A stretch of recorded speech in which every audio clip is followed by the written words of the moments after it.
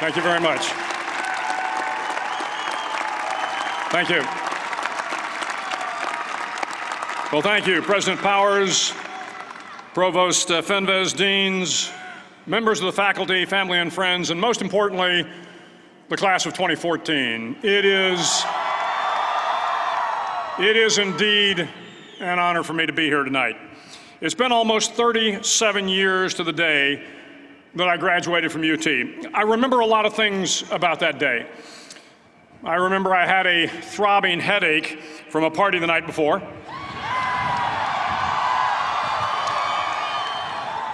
I remember I had a serious girlfriend, who I later married. That's important to remember, by the way.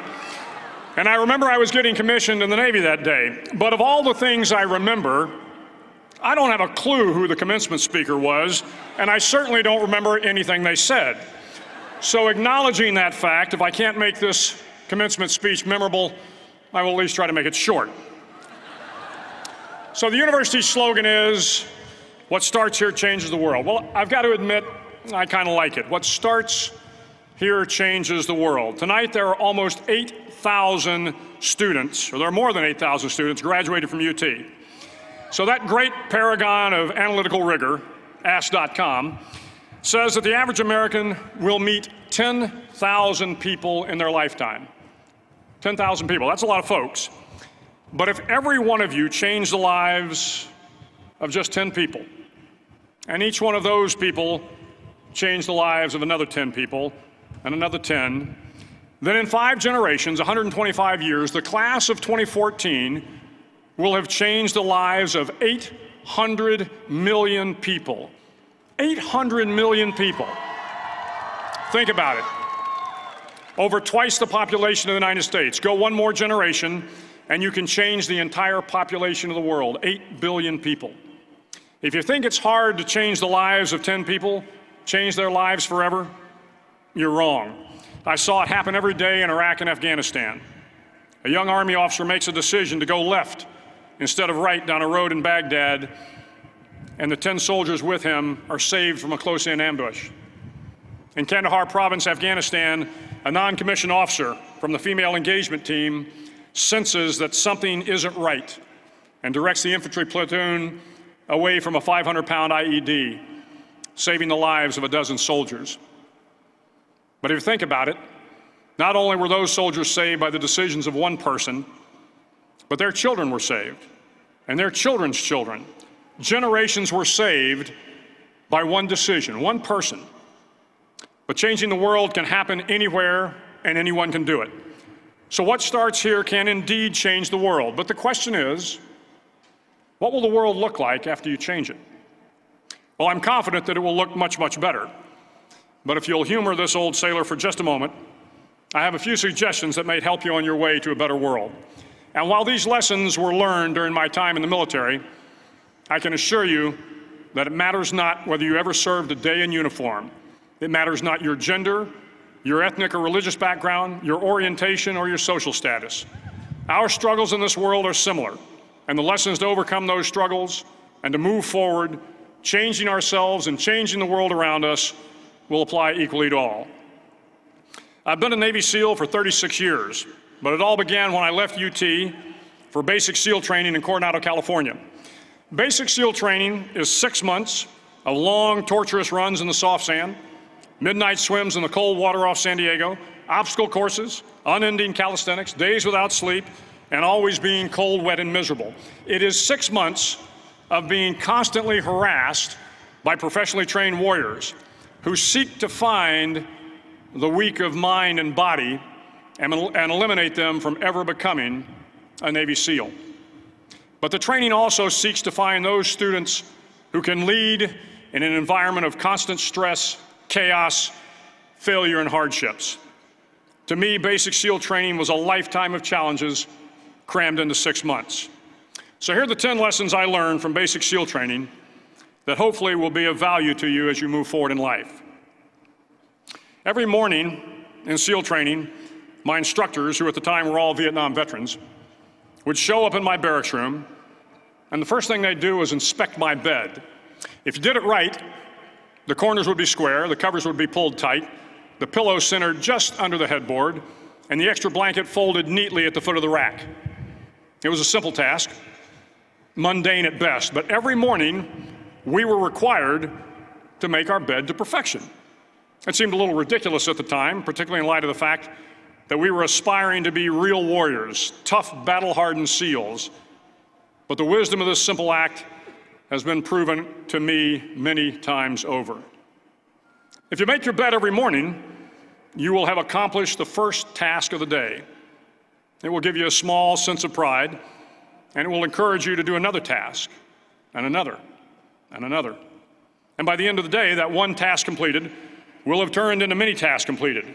Making your bed will also reinforce the fact that the little things in life matter. If you can't do the little things right, you'll never be able to do the big things right. And if by chance you have a miserable day, you will come home to a bed that is made, that you made. And a made bed gives you encouragement that tomorrow will be better. So if you want to change the world, start off by making your bed. During SEAL training, the students are all broken down into boat crews. Each crew is 7 students, 3 on each side of a small rubber boat, and 1 coxswain to help guide the dinghy. Every day, your boat crew forms up on the beach and is instructed to get through the surf zone and paddle several miles down the coast. In the winter, the surf off San Diego can get to be 8 to 10 feet high, and it is exceedingly difficult to paddle through the plunging surf unless everyone digs in. Every paddle must be synchronized to the stroke count of the coxswain. Everyone must exert equal effort, or the boat will turn against the wave and be unceremoniously dumped back on the beach. For the boat to make it to its destination, everyone must paddle. You can't change the world alone. You will need some help. And to truly get from your starting point to your destination takes friends, colleagues, the goodwill of strangers, and a strong coxswain to guide you. If you want to change the world, find someone to help you paddle. Over a few weeks of difficult training, my SEAL class, which started with 150 men, was down to just 42. There were now 6 boat crews of 7 men each. I was in the boat with the tall guys, but the best boat crew we had was made up of the little guys, the Munchkin Crew, we called them. No one was over 5'5". The Munchkin boat crew had 1 American Indian, 1 African American, 1 Polish American, 1 Greek American, 1 Italian American, and 2 tough kids from the Midwest. They out-paddled, outran, and outswam all the other boat crews. The big men in the other boat crews would always make good-natured fun of the tiny little flippers the Munchkins put on their tiny little feet prior to every swim. But somehow these little guys from every corner of the nation and the world always had the last laugh, swimming faster than everyone and reaching the shore long before the rest of us. SEAL training was a great equalizer. Nothing mattered but your will to succeed, not your color, not your ethnic background, not your education, not your social status. If you want to change the world, measure a person by the size of their heart, not by the size of their flippers. Several times a week, the instructors would line up the class and do a uniform inspection. It was exceptionally thorough. Your hat had to be perfectly starched, your uniform immaculately pressed, your belt buckle shiny and void of any smudges. But it seemed that no matter how much effort you put into starching your hat or pressing your uniform or polishing your belt buckle, it just wasn't good enough. The instructors would find something wrong. For failing the uniform inspection, the student had to run, fully clothed, into the surf zone, then wet from head to toe, roll around on the beach until every part of your body was covered with sand. The effect was known as a sugar cookie. You stayed in the uniform the rest of the day, cold, wet, and sandy. There were many a student who just couldn't accept the fact that all their efforts were in vain, that no matter how hard they tried to get the uniform right, it went unappreciated. Those students didn't make it through training. Those students didn't understand the purpose of the drill. You were never going to succeed. You were never going to have a perfect uniform. The instructors weren't going to allow it. Sometimes, no matter how well you prepare or how well you perform, you still end up as a sugar cookie. It's just the way life is sometimes. If you want to change the world, get over being a sugar cookie and keep moving forward. Every day during training, you were challenged with multiple physical events: long runs, long swims, obstacle courses, hours of calisthenics, something designed to test your mettle. Every event had standards, times you had to meet. If you failed to meet those times, those standards, your name was posted on a list, and at the end of the day, those on the list were invited to a circus. A circus was 2 hours of additional calisthenics, designed to wear you down, to break your spirit, to force you to quit. No one wanted a circus. A circus meant that for that day, you didn't measure up. A circus meant more fatigue, and more fatigue meant that the following day would be more difficult, and more circuses were likely. But at some time during SEAL training, everyone made the circus list. But an interesting thing happened to those who were constantly on the list. Over time, those students who did 2 hours of extra calisthenics got stronger and stronger. The pain of the circuses built inner strength and physical resiliency. Life is filled with circuses. You will fail. You will likely fail often. It will be painful. It will be discouraging. At times, it will test you to your very core. But if you want to change the world, don't be afraid of the circuses. At least twice a week, the trainees were required to run the obstacle course. The obstacle course contained 25 obstacles, including a 10-foot wall, a 30-foot cargo net, a barbed wire crawl, to name a few. But the most challenging obstacle was the slide for life. It had a 3-level, 30-foot tower at one end and a 1-level tower at the other. In between was a 200-foot long rope. You had to climb the 3-tiered tower, and once at the top, you grabbed the rope, swung underneath the rope, and pulled yourself hand over hand until you got to the other end. The record for the obstacle course had stood for years when my class began in 1977. The record seemed unbeatable until one day a student decided to go down the slide for life head first. Instead of swinging his body underneath the rope and inching his way down, he bravely mounted the top of the rope and thrust himself forward. It was a dangerous move, seemingly foolish and fraught with risk. Failure could mean injury and being dropped from the course. Without hesitation, the student slid down the rope perilously fast. Instead of several minutes, it only took him half that time. And by the end of the course, he had broken the record. If you want to change the world, sometimes you have to slide down the obstacles head first. During the land warfare phase of training, the students are flown out to San Clemente Island, which lies off the coast of San Diego. The waters off San Clemente are a breeding ground for the great white sharks. To pass SEAL training, there are a series of long swims that must be completed. One is the night swim. Before the swim, the instructors joyfully brief the students on all the species of sharks that inhabit the waters off San Clemente. They assure you, however, that no student has ever been eaten by a shark, at least not that they can remember. But you are also taught that if a shark begins to circle your position, stand your ground. Do not swim away. Do not act afraid.